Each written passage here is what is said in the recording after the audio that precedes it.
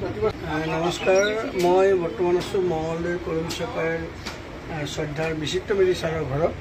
আৰু আজি আকস্মিকভাৱে ৰাতিপুৱা 4 বজাত তেখেতৰ দেহাৱসান ঘটে।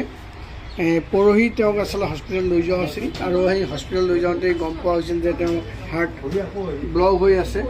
আৰু সেই গতিকে আজি তেওঁক নেমকেয়াৰ হস্পিটেলত সন্ধিয়া দেখুওৱাৰ কথা আছিলে। কালি সন্ধিয়া বা ৰাতিলৈকে ভালমতে কথা বতৰা পাতি আছিল, কিন্তু নিশা পুৱতি নিশা তেওঁৰ দেহাৱসান ঘটে। তেওঁ আছিল মঙলদৈ মহাবিদ্যালয়ৰ অৱসৰপ্ৰাপ্ত অধ্যক্ষ, নৰ্থ মঙলদৈ ক্লাবৰ প্ৰতিষ্ঠাপক সভাপতি, এগৰাকী ভাল ফুটবল ৰেফাৰী, মঙলদৈ ক্ৰীড়া সন্থাৰ তেওঁ উপ-সভাপতিকে ধৰি বিভিন্ন পদ অলংকৃত কৰিছিল।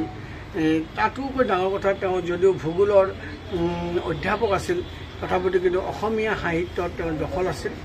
তেওঁ কাকত সম্পাদনা কৰিছে, আলোচনী সম্পাদনা কৰিছে, বিভিন্ন স্মৃতিগ্ৰন্থ সম্পাদনা কৰিছে। এইদৰে তেওঁ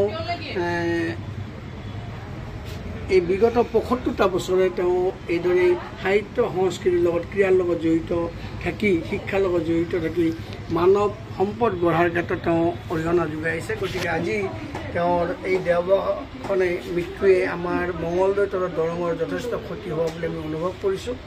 আৰু তেখেতৰ আজিয়েই দিনৰ ভাগতেই আমি মঙলদৈ কালী মন্দিৰ শ্মশানত শেষকৃত্য সম্পন্ন হ'ব।